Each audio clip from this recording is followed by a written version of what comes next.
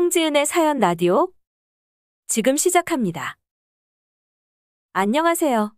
가족밖에 모르는 바보 남편 때문에 이혼하게 되었습니다. 다들 의아하실 거예요. 가족밖에 모르면 좋은 거 아닌가라고 생각하실 수도 있는데 남편에게 가족은 제가 아닌 본인의 누나와 엄마였죠. 남편과 저는 대학 졸업 후 취업 준비하면서 만났어요. 알고 지낸 지 5년째 되던 해에 교제를 시작했고 지금은 결혼 3년 차예요. 저는 지금 30대 중반이지만 졸업 후 칼같이 취업을 바로 해서 사회생활한 지는 벌써 10년이 되었습니다. 알고 지내다가 연애로 시작해서 처음부터 풋풋하고 설레이는 감정이 남들처럼 가득했던 건 아니었어요.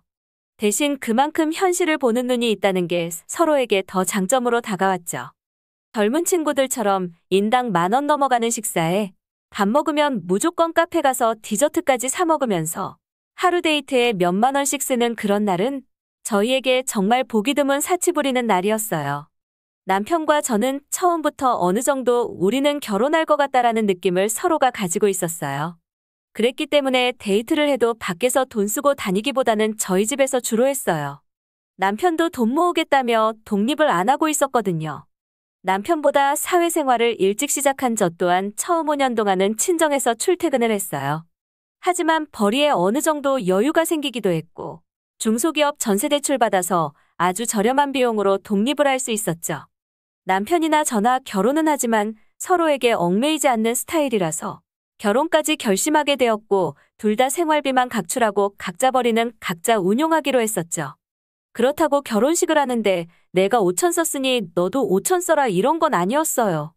제가 살던 전세집이 지하철이 없어서 불편하긴 하지만 저렴하고 평수도 넓은 편이라 신혼생활을 저희 집에서 시작하기로 했어요. 어차피 저는 출퇴근을 버스로 할 수 있었고 남편은 결혼 전부터 끌고 다니던 경차가 있었거든요. 저희가 쓴 돈이라고는 스튜디오, 드레스, 메이크업이 전부였었죠. 그나마 다행인 건 저희가 이렇게 돈을 아끼고자 하는 걸 시어머니께서 나쁘게 보지는 않으셨어요. 사실 그럴 수도 없었죠. 그 집 아들도 그렇게 사니까요. 양가에서도 일체 지원받은 건 없었습니다.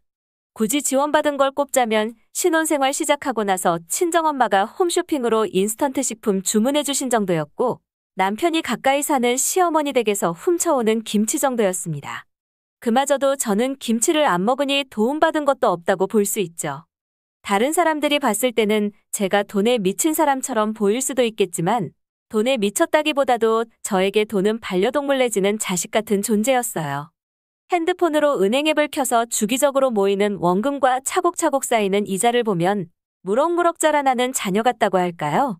그리고 이렇게 이악 물고 모아봤자 미친 듯이 오르는 서울의 집값은 따라잡을 수도 없었어요. 하지만 그렇다고 포기하고 쓰고 싶은 대로 쓰면서 살 수는 없잖아요. 주변 사람들 보면 덜어 한 번씩 기회가 오더라고요. 그래서 기회가 오더라도 잡으려면 일단 돈을 많이 모아둬야겠다 생각하고 있었죠.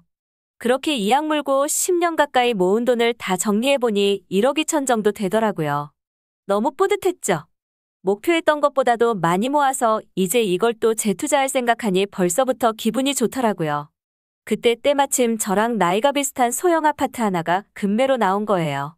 저는 당연히 제가 이만큼 모았으니까 남편도 얼추 비슷하게 모았겠다 싶어서 남편에게 제안했어요.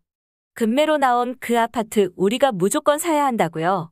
시세 대비 못해도 2천만 원이나 싸게 나온 건데 무조건 사면 버는 거라고 얘기했죠. 남편은 돈이 어딨냐며 코웃음 치더라고요.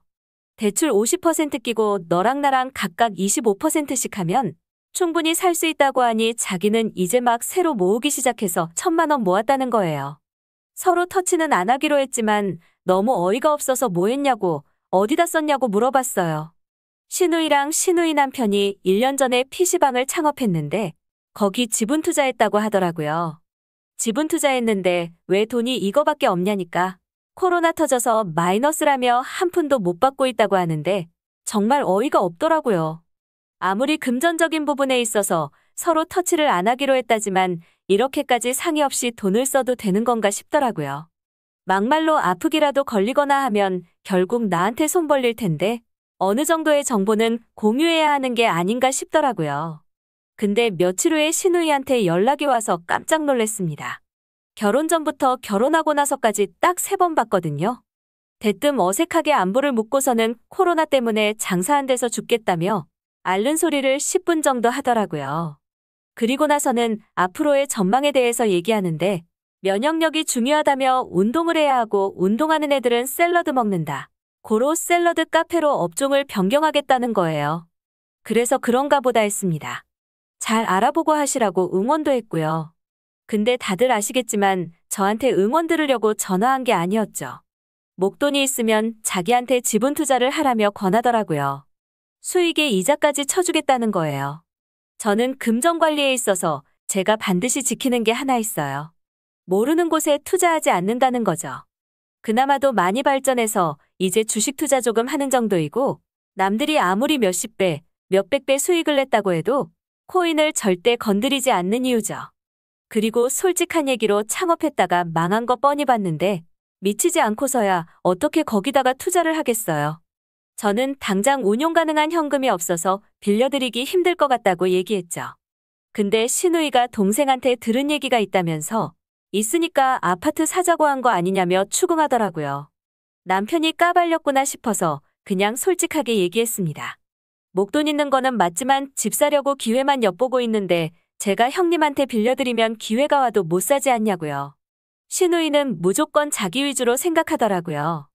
집이야 지금 당장 퇴근하고 잠잘 집 있으면 된 거 아니냐며 자기네들이 창업해서 대박나면 은행이자보다 훨씬 빠르게 불어날 텐데 그게 계산이 안 되냐며 절 바보 취급하더라고요. 어이가 없어서 실소가 터져나올 뻔한 걸 간신히 참았습니다. 그렇게 40분 동안 저한테 돈 빌려달란 소리를 장황하게 하다가 저한테 끝내 거절당하니까 기회를 발로 차버리냐며 나중에 와서 투자한다고 아쉬운 소리나 하지 말라더군요. 이때까지야 그냥 시댁에 있는 흔한 신우이 정도라고 생각하실 수도 있어요. 하지만 신우이와 통화한 이후 남편의 행동이 제가 이혼을 결심하게 했죠. 속된 말로 꼭지가 돌았다고 할까요? 그렇게 한 달쯤 지났을 때였어요. 평소 저보다 15분 정도 먼저 출발해야 되는 남편이 출근 준비도 안 하고 숙면을 취하고 있더라고요. 출근 준비 안 하냐고 물어보니 잠에 취해서 대답도 제대로 못하고 이사한다는 얘기만 하더라고요. 그래서 사무실이 이사한다는 건가 했습니다. 제가 타야 하는 버스가 배차 간격이 큰 편이라 잠자는 남편을 두고 출근할 수밖에 없었죠. 그렇게 여느 때처럼 하루 일과를 마치고 피곤한 몸으로 집에 도착해서 현관문을 열었는데 정말 망치로 머리를 맞은 것처럼 굳어버렸습니다. 집안 꼴이 아주 개판인 게 도둑이라도 든 건가 싶었죠. 근데 자세히 보니 그냥 어질러진 게 아니고 처음 본 짐짝들이 생겨났더라고요. 신발 벗고 들어가서 훑어보는데 시어머니랑 남편이 식탁에서 저녁 먹고 있더군요. 그래서 이게 어떻게 된 거냐고 물어보니 시어머니가 저를 째려보시면서 이게 다 네가 자초한 일이라고 하시는데 뭔 소리인가 했습니다. 제가 진작에 신우이 창업하는데 돈 빌려줬으면 이런 일은 없지 않았겠냐고 하시더군요. 그게 뭔 말이냐니까 신우이를 돕기 위해서 시어머니께서 계시던 전세집을 빼서 전세보증금을 신우이에게 건넸다고 하네요. 지낼 곳이 없어진 시어머니는 남편이 저희 집으로 모시고 왔고요. 그제서야 남편이 아침에 잠에 취해서 이사 얘기한 게 이거였구나 싶더라고요. 시어머니는 생색낸답시고 그래도 안방은 니들 쓰게 둘 테니까 신경 쓰지 말라며 옷방에 보일러나 켜달라고 하시더라고요. 아무렇지 않은 척 씻고 나와서 옷방에 있는 제 옷을 다 캐리어에 담아두었습니다. 돈 아낀다고 많이 안 샀더니 큰 캐리어 2개에 끝나더라고요. 남편과 시어머니가 뭐하냐고 묻길래 웃으면서 말씀드렸어요. 하루 이틀 계시지는 않을 것 같으니 정리해드려야 편하게 지내지 않으시겠냐고요. 시어머니는 갸우뚱한 표정으로 얘가 왜 이러지 싶었을 거예요. 남편도 역시 가족이라며 이해해줘서 고맙다는 소리를 하더군요. 자기 전에 누워서도 자기 누나가 한번 실패해봐서 이번에는 꼭 성공할 거라고 시어머니 그리 오래 안 계실 수도 있으니까 걱정하지 말라더군요. 한 귀로 듣고 한 귀로 흘려보내며 잠이 들었습니다. 그리고 아침에 평소보다 일찍 준비하고 집을 나와서 남동생에게 연락했습니다. 2시부터 집 비니까 2시간 안에 모든 가전 전부랑 캐리어 2개 꺼내오라고 했습니다. 100만 원 줄 테니까 친구들 있으면 불러서 같이 하라고 했더니 웬 떡이냐며 알았다고 하더군요. 눈에는 눈, 이에는 이였죠. 시어머니가 오후 2시부터 주민센터에서 수영하고 1시간 정도 아주머니들하고 수다 떨다 오시는 시간이었기에 기회는 그때뿐이었습니다. 회사에서 마음 졸이고 있었는데 1시간도 안 돼서 동생에게서 영상통화가 왔어요. 역시 돈 준다고 하니까 빠릿빠릿하게 움직이더라고요. 깔끔하게 제 짐 전부가 빠져 있었어요. 침대는 제가 그렇게 예민한 편이 아니어서 저렴한 걸로 구매한 거라 버려도 그만이었고요. 빨리 시어머니의 반응을 보고 싶었는데 무슨 약속이 있던 건지 아니면 집에서 기절하신 건지 아무 연락이 없더라고요.